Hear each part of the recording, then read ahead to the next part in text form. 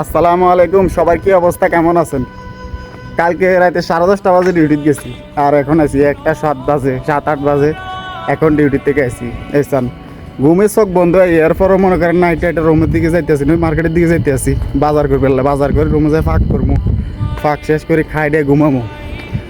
মানে শরীর আর চলে না, এরপরে শরীরের উপরে জোর করে আঁকতে আসি। এই অবস্থা। এটা হলো বিদেশ। ঈদের দিন মানুষ ছুটি কাটা, আর আমরা ঈদের নামাজ হরিয়াই খানাটা না খাই 3-4 ঘন্টা ঘুমাইছি। ঘুমের তুনুটি এক জায়গায় গেছিলাম ঘুরতে, ওই জায়গার থেকে আর ঘুমাইতে পারি নাই, সিধা ডিউটি চলে এসেছি। আর এখন যাইতে আসি রুমের দিকে। এখন যাই 2 ঘন্টা 1-1.5 ঘন্টা লাগে যাবো ফাঁক করতে, ফাঁক শেষ করে আবার গোসল করতে হবো, খাই ঘুমাইতে হবো। কখন ঘুমাবো মাথা গ্যাস করতেছে না। তো আর কি, ভালো থাকবেন, সুস্থ থাকবেন।